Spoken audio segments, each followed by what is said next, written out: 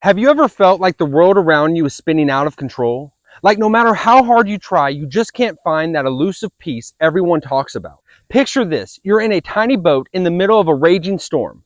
The wind is howling, the waves are crashing over the sides, and everything inside you is screaming to panic. But then you see him, Jesus, calmly sleeping untouched by the chaos. How could he possibly sleep at a time like this? What does he know that we don't? Today we're going to dive deep into the secret of that peace. The kind of peace that doesn't make sense in the middle of life's storms. The kind that defies logic and turns fear into faith. Whether you're struggling with anxiety, overwhelmed by the demands of life, or simply searching for that calm in the chaos, this episode is for you. And we're not just talking about any peace, but the peace that Jesus himself promised us. A peace that's powerful enough to calm the storm, both around you and within you. So, if you're ready to discover that peace, let's go. So we hold on and enjoy the ride. After all the ups and downs, this is our time. Enjoy the ride. All right, we are going. We are live. We are rolling. I'm looking at the love of my life right now. The love of my life. You know, she's about 5'2", 5'5". Is that what you are? 5'5"? Okay, 5'5", and blue eyes. She's giving me big eyes right now. Big blue eyes. And what'd you say? I was trying to say wait. Oh, I didn't want to say wait right now because she is pregnant. She is pregnant. Oh gosh. What'd you say? Not live.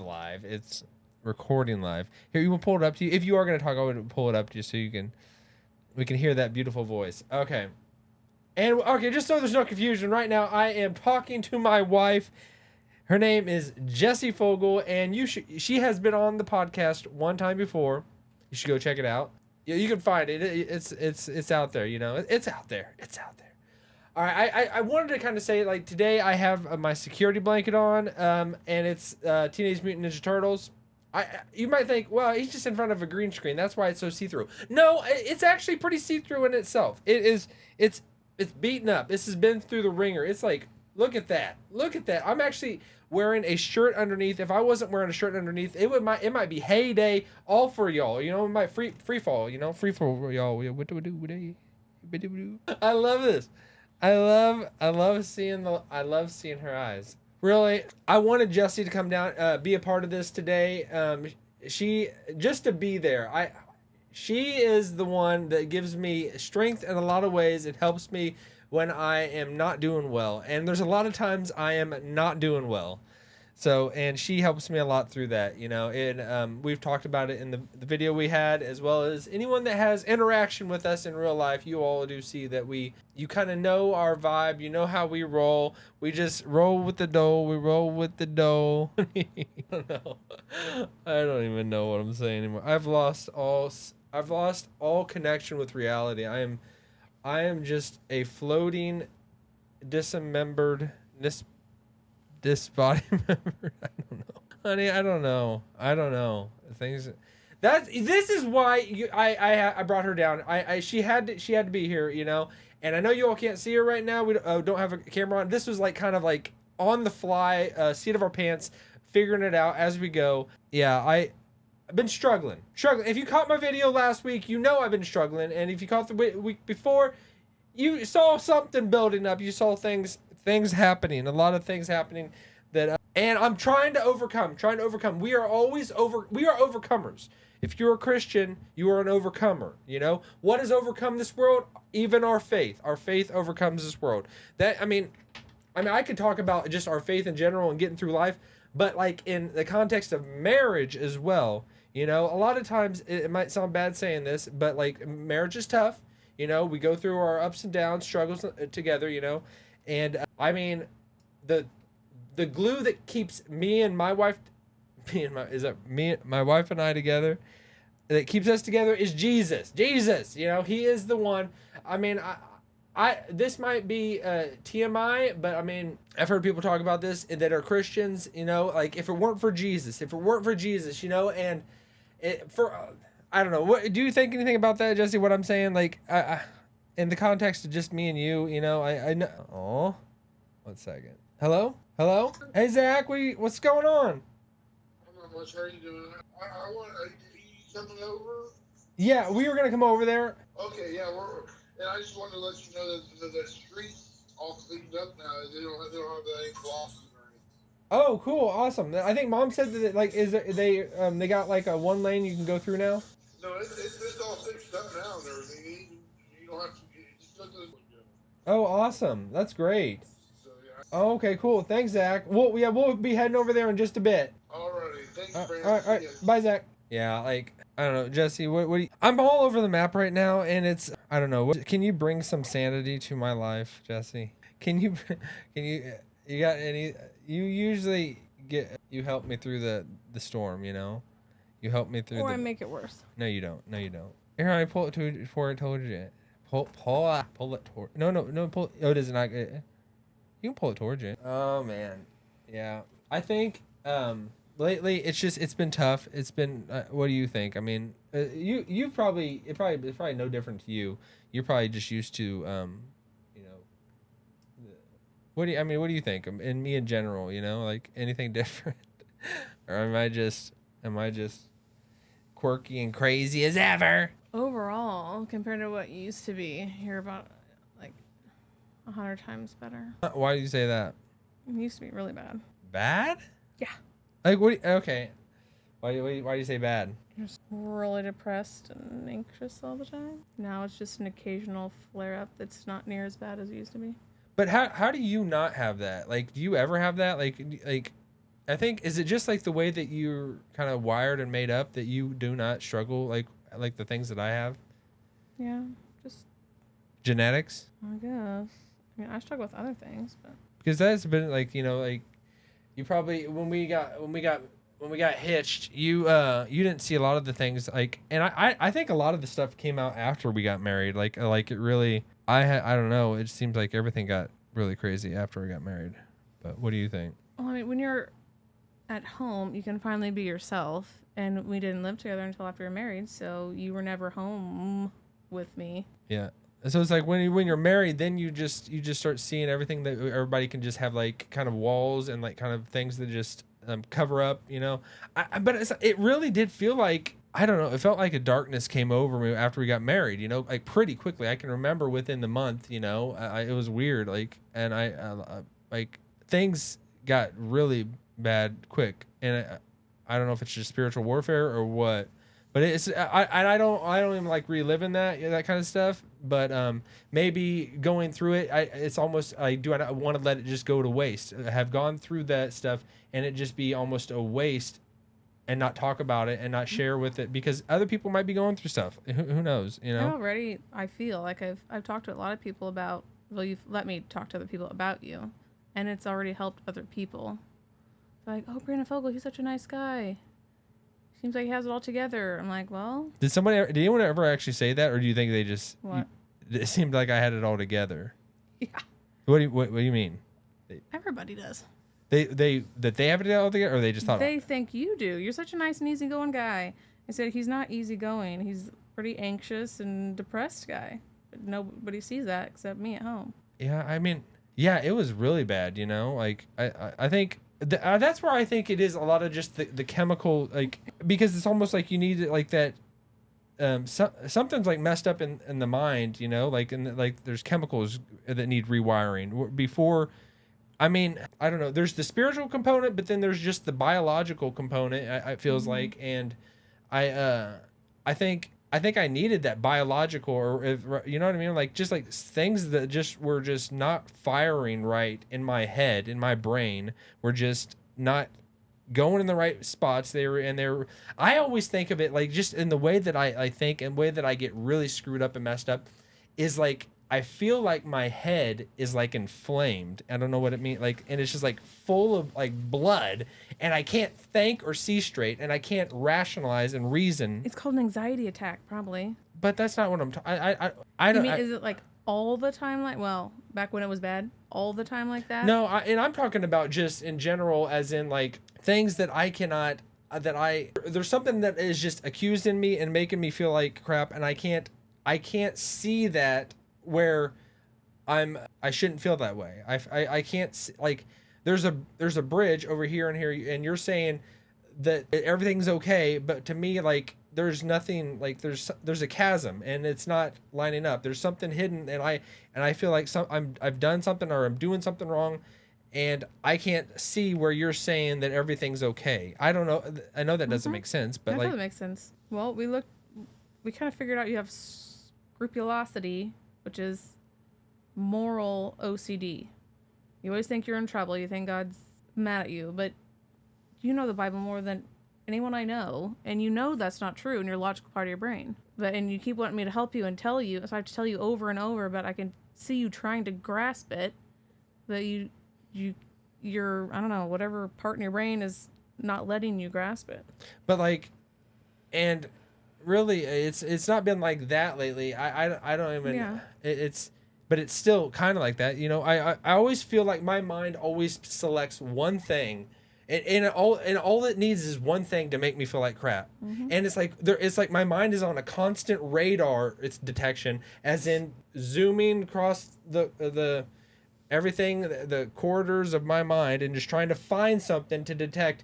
And once it finds one thing, that's all it needs. And it just wants to just obsess over that one thing over and over. And as soon as I could get past that and like move on past that, it would just like do a whole nother sweep of my mind to find whatever. And it's always in that mode of like looking for something. And And that's where it is kind of both. It's OCD. It's obsessive compulsive disorder. It's a disorder, but who's in charge of disorder? It's the devil. And you know you're forgiven. You move past things, but he won't let you, and he makes you feel worthless. And that's what he wants. I know, and right now it's like it's the one thing that we've talked about, and I even shared with my mom yesterday that like that the devil just accuses me over and over, and I feel like kind of weird even saying it, like whether I'll let this go out or not, but like I feel guilty when I read the Bible. I feel like I'm sinning when I read the Bible. And that in itself might sound completely insane to anyone that hears that. And it's because of this thing that I uttered years and years ago where I was in shambles and I was going through hell. And I, in a moment of desperation, because the devil had because my mind, my mind takes the words of Jesus so seriously when he says, like almost your yes, yes, and your no, no, that if you say something, you are taking it upon you as like, that is your word and you cannot alter or break your word, almost like an oath. And so I don't know. I don't even. I know the circumstances. If you want me to tell it. No, but it was even past that. It was way back when. It was. I don't even relive this, but it was like, it's so freaking messed up because it's like the devil takes the things that are so good and pure and twists the hell out of them, and that's what drives me so crazy. That's why you see me get so riled up that I start spitting everything because I can't see or think straight. But he takes I remember it all started, and there's millions of other things that would accuse me or whatever, but this is one thing that has just driven me insane. Years and years ago, when we were at a revival, it was at like a church event, and I was saying I don't even remember, and I almost shouldn't even open up that can of worms and try and relive it, but I was almost saying to God, yes, to something, and I was in a moment of purity, like I'm giving myself to you, and I'm going to cut this thing off in my life, and I'm saying yes. Well, my twisted and perverted mind took that and made that an oath. I've made an oath, and I've taken that upon me by just saying the word yes. Fast forward years and years later, I'll give my version. You can then tell what you think. Fast forward years and years later, where we were upstairs in our house, and just I'm getting beat over the head with this, and just being miserable over something that I had said years prior. And then again, I was just completely broken, and I said I wanted to say the most outlandish, crazy thing ever and take an oath upon it, but I was not meaning an oath. I was not meaning to take an oath or a promise or whatever have you. And I said what and I was really careful with what I was doing, but I wanted to almost say like, oh, I take an oath, and I even did like the quotation marks, and to me quotation marks means you're saying something that's wrong and you don't mean it. And I wanted to absolutely make it clear that I'm not really taking an oath. But I said I wanted to almost say like I take an oath that I won't be able to breathe anymore. But I said like I take an oath that I won't read the Bible anymore, and I did like quotes, or I said something like that. And then since then, Satan has accused me that whenever I read the Bible or whenever I want to read the Bible and desire it, I am sinning. I am. And I don't know. That's my version of it. That's right. It was in complete sarcasm, and you were just hurting, and you just wanted to show that the stupidest, outlandish thing would still bind you in your mind. But yeah, I did not. I was not meaning it as like an actual. Like I didn't think that was a real thing. It was. Yeah, and that's the turmoil of my mind that has been in lately. It's been over this specific event, this specific circumstance or whatever, this thing that has been thrust upon me, that I maybe thrust upon myself in and so whenever I see the word vow, oath or anything in the Bible, it like triggers me. I get triggered because it reminds me and causes me to remember, and instantly makes me feel guilty and destroyed and hurt because I am reminded of this event, of this thing that I said and did not mean whatsoever. But like, and no matter how much I want to get past it, it's like because it makes me think of the verse, like, because it says in the Bible, let your words, Solomon wrote it in Ecclesiastes, like, don't be hasty in uttering a vow or an oath. And I was stupid and I did that, but it's like, I know that it's wrong. I know that it's a fictional thing, and I believe it is a fictional thing, but it does not change the fact that Satan beats the hell out of my head over and just smashes my head in and makes me feel like this. It doesn't change the fact of that. I mean, what do you think? I mean, I bet there's a lot of people out there who feel something similar, or have, yours is geared more toward moral things, but other people are just so plagued in their mind by so many different things. They probably identify with you a lot right now. Like, it sounds, just even when you say that, it sounds. Does it sound? What does it sound like to you? Because it sounds insane, and it doesn't make. Does any it really sense. sound insane? Because that's the breach. That's the bridge that it's like a structure on one side and a structure on the other, or however, or land on the one side, land on the other, and there's this bridge in between that people say that there's this bridge that is actually there, that what you're saying is insane. I cannot see the bridge. I cannot see the connector that makes it insane. There's something blocking my mind that I cannot see it. Because that's just the whatever messed up part of your brain that is not logical. You know, I see things logically, and I can see clearly. I don't have that. It doesn't. God, it's not an oath. It's not. God knows your heart. He knows what you were feeling in that moment, and then years ago, He knows. It's not like you can hide anything from Him. And I know it's crazy, and I was just wanted to make it absolutely clear when I did it, and I did not, and I said the most crazy thing imaginable so that it would be like that. It would have been like is in the same level as I take an oath not to breathe anymore, or I take an oath to whatever.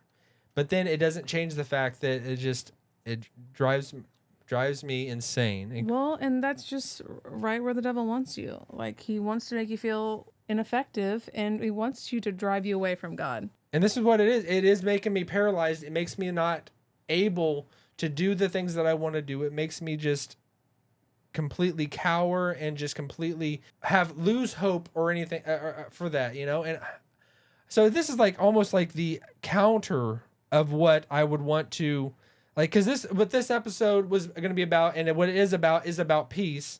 So it's like, how can I share this stuff and seem like I'm so off my rocker, seem like I am such an insane individual, and how can because I live in the world, like right now, I feel like even maybe it's safe for me to do this because I am do as I say, not as I do. Because if you saw how I do, it would not be beneficial to you. It would just completely confuse you and make you say like, man, like he is not got it together. Why should I take anything he says seriously? So it's like, almost this whole doing this morning coffee and Bible is just a way just to show, like, I want to explain and talk about Jesus, tell about the Bible, give people hope and inspiration. But it's like, I'm such a broken individual. How would I ever even make it? Because that's the people who God uses. I think whenever I listen to the ones that where you do talk about your struggles, I identify more with it. I don't want to talk to someone who knows who thinks have their life all together. I want someone who's like me. But you are not like me at all. I have different things that I struggle with.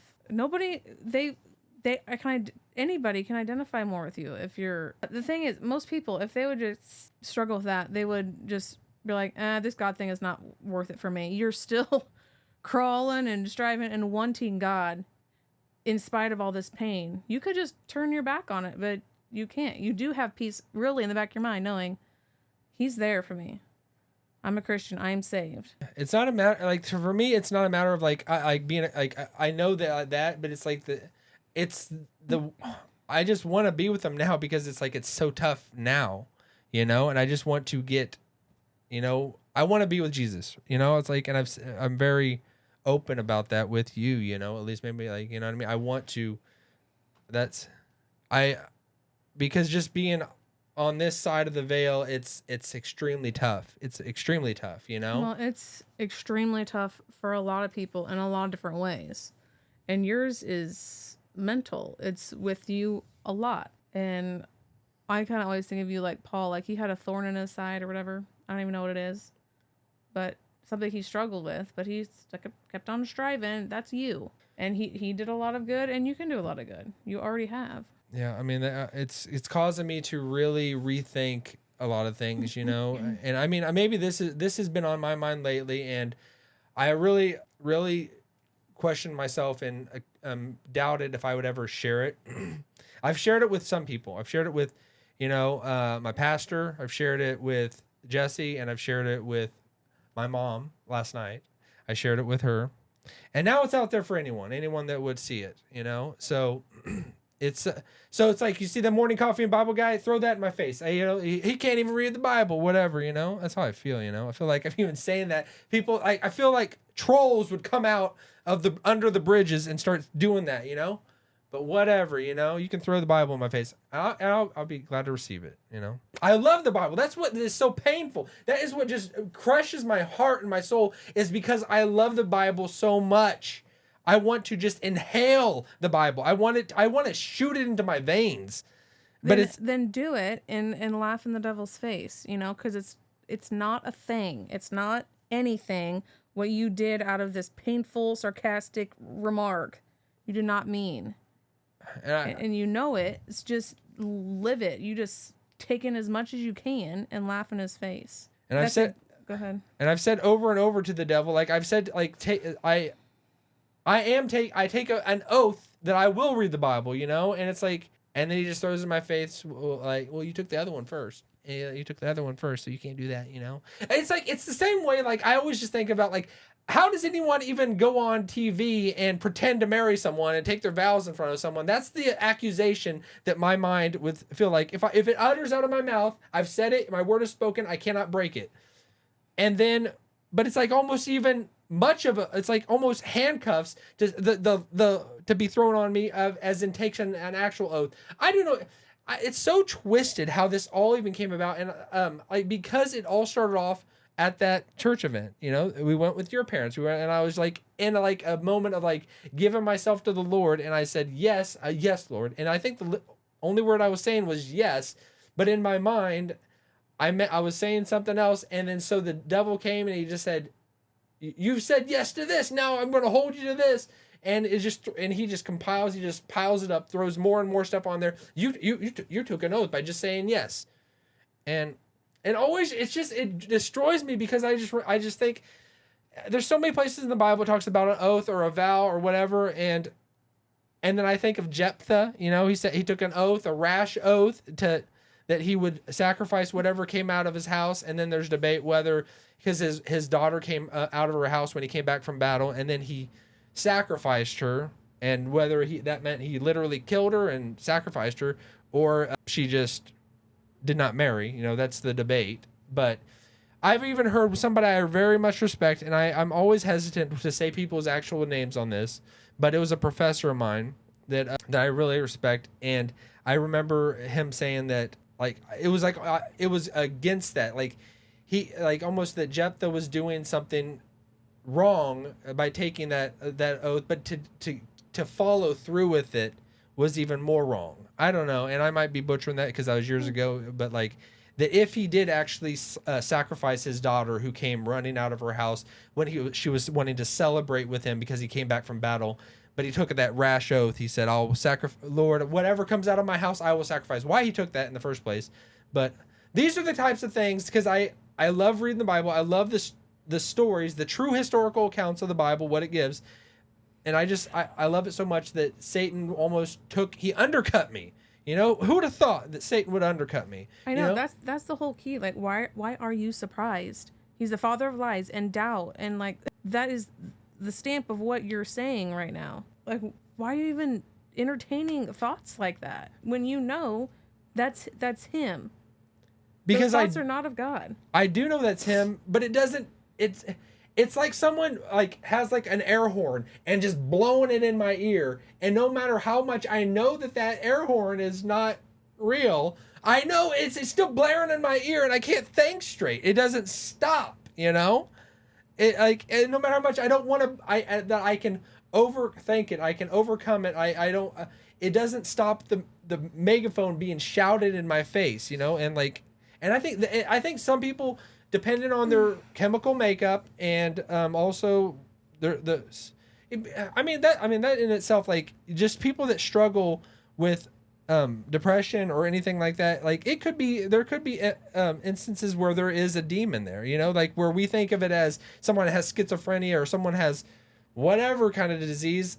In the New Testament, almost those kind of characteristics were just told to be a demon. That was what we called, as in this, we have a better understanding, a scientific explanation for what it is. In their terminology, it's a demon. And it's when's it not a demon? When is it a demon, kind of thing? And it's or is it sometimes both? Or I don't know. I'm all over the place. You think it's one or the other, or you think it's sometimes? I think it's. I'm not saying a Christian like you can be possessed by a devil. I don't know the different degrees of that or whatever, but you can be tortured from the outside by a demon. Yeah. How it's. To me, I wouldn't say I possessed by the devil. I would make that kind of distinction that a Christian can't be possessed by the devil. But the devil's main job is to hurt God. How does he hurt God? He hurts the saints, and that's Christians. So why are we surprised? Why not you? You know? Yeah. Well, okay. So today I wanted to talk about, and this is just as you can see, I wanted to talk about having calm within the chaos, which is peace. I'm showing you a lot of chaos. You're seeing a lot of chaos out there, and how I feel, and maybe some of you all can relate to that. I don't know, but I think it's important to have somebody to talk to about it. Like you have me, you know, and don't just hold it in and just think anybody out there. Hold it in and think these things that are not true, because you feel how you feel very strongly, even though for me on the outside, I'm that's not true at all. It's so obvious, and I get mad at you sometimes because I'm why can't you see this? You're a smart guy. But talk to someone who is anchored in reality. But know? I told you, we when I talk to people, the people I've talked to, you feel like they don't really care. That's the perception I get, and I understand that, because if I'm on the other side of the fence, I got my own issues. I got my own problems. It's tough. And so that's why it's always been tough for me. Because it's if I share with someone, do they really get me? Do they really understand? And I'm probably doing a terrible job of explaining it. And that's why I've always struggled with accountability partners, having an accountability partner, because if you're just sharing someone the struggles that you're going with, and you don't get that reciprocation from them, all you do is feel like a piece of shit, you know, a piece of crap, you know, or whatever, a piece of crap. You know what I mean? that's because I've had that where and it was probably me not maybe having that established relationship with someone and going into it as in like almost like I felt like I was just telling them just to kind of get it off my chest as opposed to Them telling you something as well. yeah, I guess, but like I think, like you said, you do project on people what you think. Everybody does that. We fortune tell. We think we know what they're thinking. Like, it's probably not even true what you're thinking.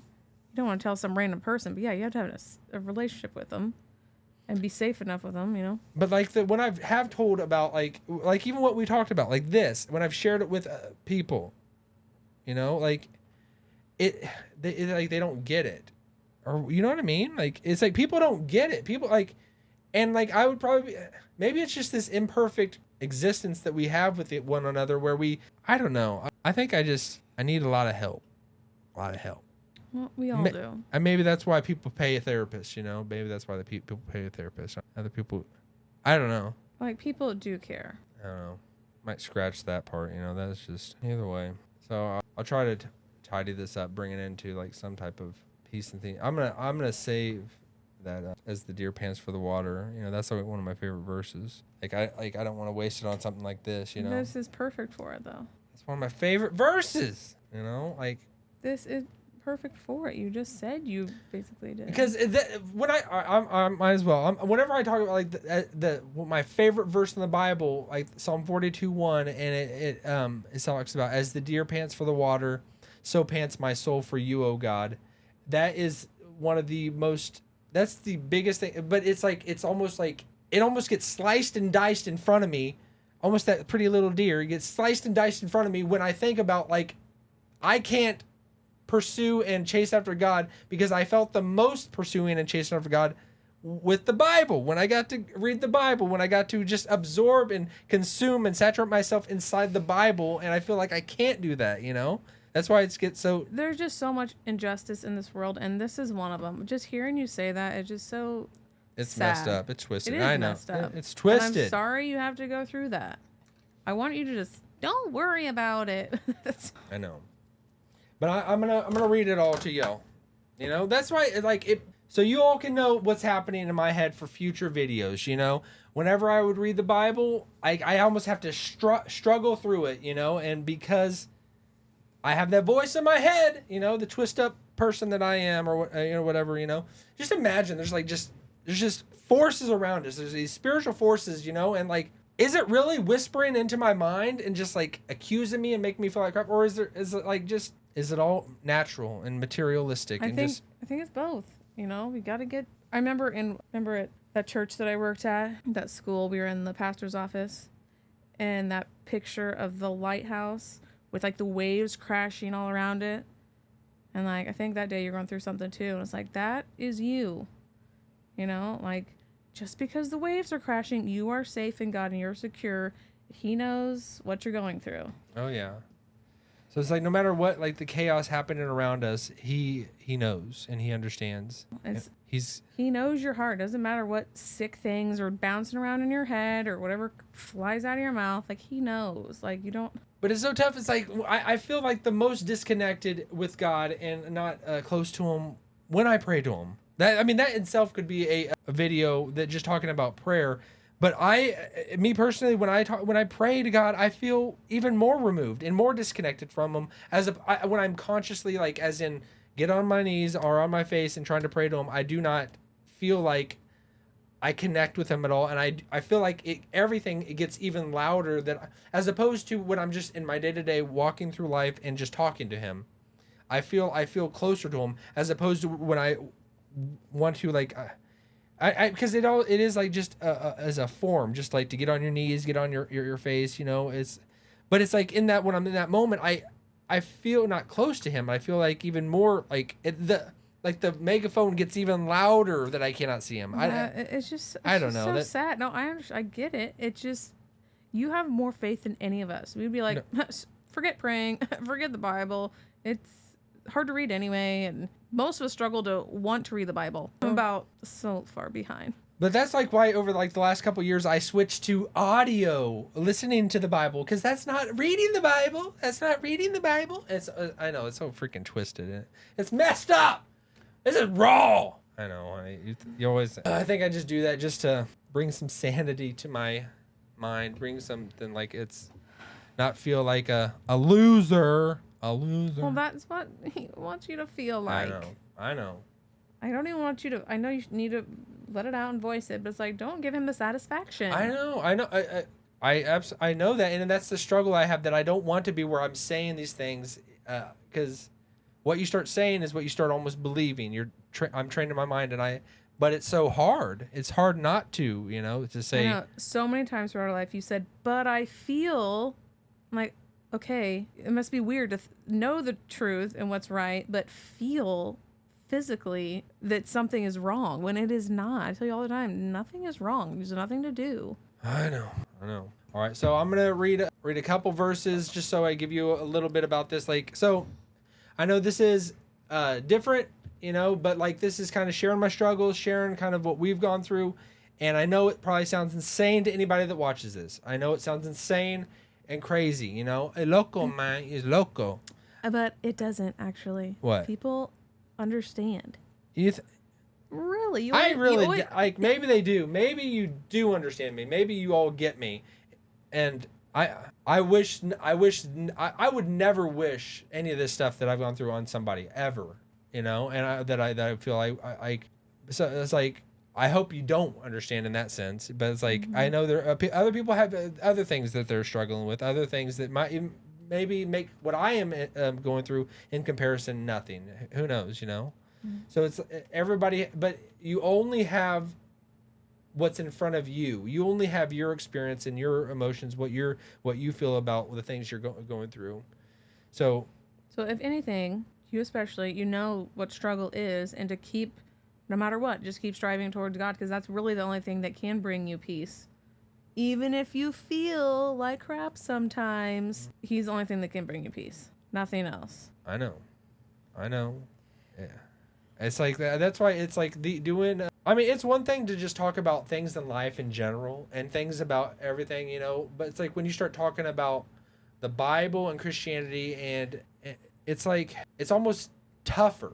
That's why it's like, I've always thought about somebody being a pastor, somebody being a preacher, because you have to almost live an above and beyond life than everyone else, because everyone's going through that struggle, but everybody's looking to you, and to be able to get up there on Sunday morning, no matter whatever you're feeling and going through, and to put on it's the best, for everyone, so that everybody gets that good vibe of, hey, I want to become a Christian, because I'm seeing someone. That's like why I almost did not want this to ever be a Bible study or a sermon whatsoever, because I don't portray that at all, and it's like, if I even did that, but I love talking about this stuff, and I want to be of some use in God's hands to be to share with people, Christ in some form. I almost see this as I am trying to put it out there so that maybe it could somehow bring open the conversation for anyone else that runs across it, that they could, as an open up the conversation to talk with someone, and it be helpful to them, and then go to the real people, the real deal people that are going to bring you help. I'm just the spur in your butt. You got it backwards. Like, I want a pastor or whoever gets up there on Sunday to tell me they're not perfect and they're struggling with stuff, and this is how to do it, and that's kind of what you're doing too. So Trying. All right, so I'm going to read a couple. Yeah, you read it. I'm going to read it. Read it harder. I'm going to read it so hard. All right, I'm going to read it. I'm in Satan's face. That's the thing. Satan, he comes to me as an angel of light. He comes as to be the face of my Father in heaven, and he tries to be that, and it's like, I gotta say, no, you are not my Father. You are not God. You don't even try to impersonate him. You are the evil one, and that's the difference. It's like, I want to be able to distinguish I need to be able to distinguish the voice of my Father in heaven as opposed to the voice of the enemy, and that's what it's so tough. Well, like I said, you can distinguish it. You might need my help to bounce it off me or something, but you still feel like it. You know the difference, but you still feel like it. So it feels real because you feel it. I know. But as far as I remember, one of my friends' sisters, she said, "You Christians, you just use God as a crutch. And I said, yes, exactly. Can you imagine going through this life with all these things without him? Uh-huh. And she was meaning it in a bad way? Yeah. And I was like, absolutely. Are you kidding me? I can't do this. I can't get around without him. He's absolutely my crutch. All right, Psalm 42:1. This is my favorite verse in the Bible, and I'm going to read it. It says, as the deer pants for the water brooks, so pants my soul for you, O God. And that's it. That's it. I always love that verse because it describes my heart. And it probably describes your heart out there as well. That as the deer, you think of this deer that just like is so thirsty. He wants this so much, and that's all he can think about. And he's chasing after it. And I just always picture myself like I want to be the hunter and go after I am chasing after God, you know. And these roadblocks get just thrown in my face, and these things that just that just trip me up and make me what I feel like useless for the kingdom, but. It's totally the opposite. Your faith is so much stronger than the rest of us. We don't have to fight and scratch to get to God. We can barely get us off our butts when you're you want him so much just because you feel like you're being pulled back. God uses imperfect people, not the perfect people. All right. So I had to give that to you, Psalm 42:1. You know, Jessi pulled it out of me, even though I was kind of going to back out of that because because that is such a huge verse in my life and what I love. All right. So I'm going to start pulling up I'm going to give you some text. I'm going to give you some text, and I'm going to read it. I'm not going to have Jessi read it. I'm going to read it. I'm going to read it. In your face, Satan. Well, maybe that's something you can do when you have these thoughts. The Lord rebuke those thoughts, which are from the devil. They're the lies. The Lord rebuke you. And it's like, I need to do that. I need to feel that, you know? Well, but that's the thing. You might not feel it. Doesn't mean it's... I know. That's the tough part. It's like, I want to feel it instead of just saying it, because you can say it over and over like a mantra, but it's like until you like what you feel is like what's in your blood, and it's almost more experiential reality, but I know it's not at the same time. It's not what's real, but it's like what you feel is what feels like it's real. I don't know, like, because you can think all you want about something, but it's like how you feel. Does that make sense what I'm saying? Yeah. Maybe. No, I do, but it's like I've also in like researching all this stuff for you. It's like gun to your head. Like, you have to give me an answer if it's true or not. I know that. You can say what's true. All right, so like, that's what I need to start thinking about. Gun to my head, what I think. Can you read the Bible? Of course I can. But that's like I immediately like my tongue gets grabbed, you know, and it's like in my heart, you know, even though I feel and want to say it and believe it, it doesn't change, and I immediately do feel like well, but that maybe it's like can't... boom, boom, boom. You know, it's like even like I would hesitate. Well, you can hesitate, but then eventually you're going to get to an answer, but and you have to go with that answer. That's the struggle.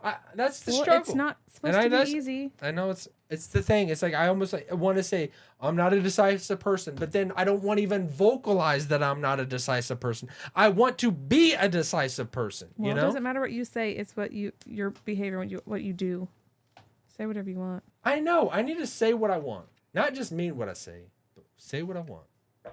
No, I'm just thinking that people say what you mean and mean what you say, and that is a cool saying. That is a cool thing to say. All right, it'll take me a year. I need somebody else finding things in the Bible and then giving it to me, because it takes me. I need to stop talking, because like if I keep talking, I'll just keep talking and I don't get anywhere. Okay, I just need to read these verses. All right, so the rest of this episode is going to be giving you text, the text that I love, and I know you love it as well. So just receive it as the Word of God. I'm reading from the Bible. Okay, Philippians 4:6-7. It says, "Be anxious for nothing, but in everything by prayer and supplication, with thanksgiving, let your requests be made known to God. And the peace of God, which surpasses all understanding, will guard your hearts and minds through Christ Jesus." We'll maybe end on that. We were supposed to begin on that. We're going to end on it. The story of Jesus and the storm. We're going to end with it, you know, end on the highest note. This is Galatians 5:22-23. Very well-known passage. It talks about the fruit of the Spirit. But the fruit of the Spirit is love, joy, peace, long-suffering, kindness, goodness, faithfulness, gentleness, self-control. Against such there is no law. So one of the fruits of the Spirit working within you, it starts generating and creating peace.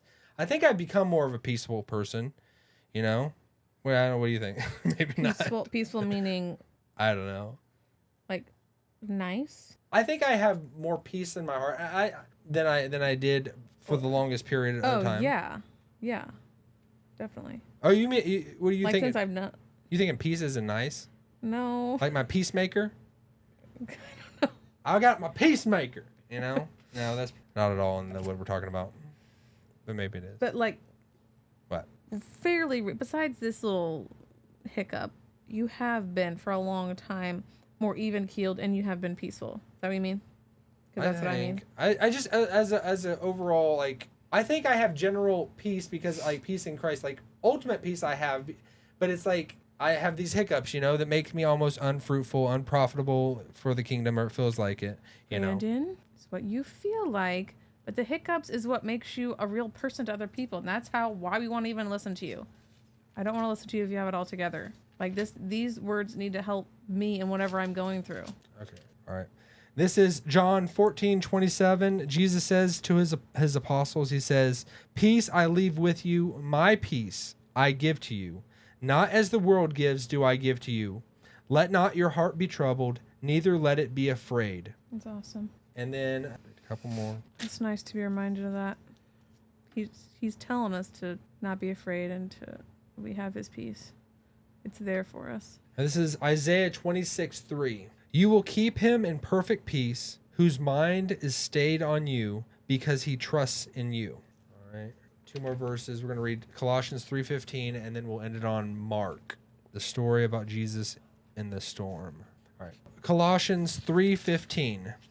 It says, "And let the peace of God rule in your hearts, to which also you were called in one body, and be thankful." All right, we're going to read one more verse, and this is the story, and it's recorded in, I believe, in all three synoptic gospels. That's Matthew, Mark, and Luke. I don't remember if it's in John or not.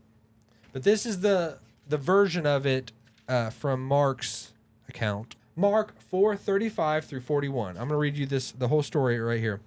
"On the same day, when evening had come, he said to them, 'Let us cross over to the other side.' Now when they had left the multitude, they took him along in the boat as he was, and other little boats were also with him. And a great windstorm arose, and the waves beat into the boat so that it was already filling. But he was in the stern, asleep on a pillow. And they awoke him and said to him, 'Teacher, do you not care that we are perishing?' Then he arose and rebuked the wind and said to the sea, 'Peace, be still.' And the wind ceased, and there was a great calm. But he said to them, 'Why are you so fearful? How is it that you have no faith?' And they feared exceedingly, and said to one another, 'Who can this be, that even the wind and the sea obey him?'" I love that verse. I love it. He's not bothered. Okay. All right. So we're going to close it out. I shared some struggles, shared some problems that I go through, and I hope it can be of benefit to you. I hope you can take something away. I'm very thankful Jessi was here to be a part of it. I was getting ready to do this, and I was just really, really struggling, and I said, "Can you come down here and be with me during this?" She didn't. I didn't think she knew I was going to have her actually hop on, and so you all could hear her. But I'm very thankful for her. I'm always terrible at saying that. I'm thankful. It's like, because I'm not thankful for you. I'm thankful for you for me. Does that make sense? Does that make sense? Because I always say, like, I'm so thankful for you, but I'm not. No. You know what I'm saying? You're not thinking right. I don't think right. Maybe things will start going upwards, you know? Does that make sense at all? You're thankful For me. I'm thankful for you. For me being here. Yeah, Obviously, it's for you. Okay. All right, disregard that whole remark. Okay. Jessi, I'm thankful that you were here. Thank you, Jessi. I love you. Love you. I love you. Okay.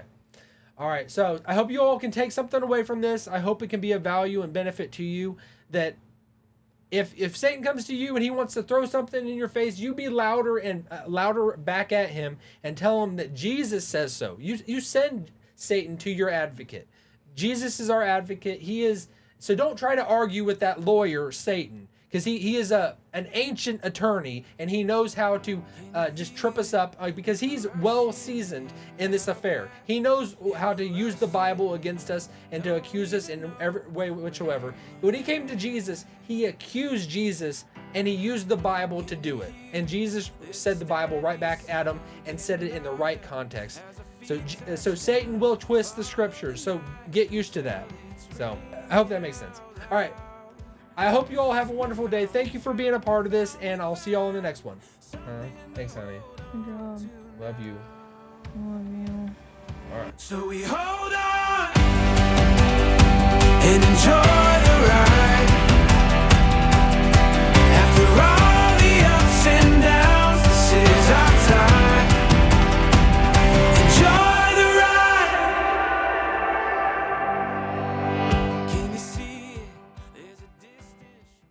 Hey, thanks for watching. If you enjoyed this video, don't forget to give it a thumbs up and share it with your friends. And if you're new here, hit that subscribe button and click the bell icon so you never miss an episode. Your support means the world to me, and it helps keep the content coming. Until next time, stay blessed and keep shining.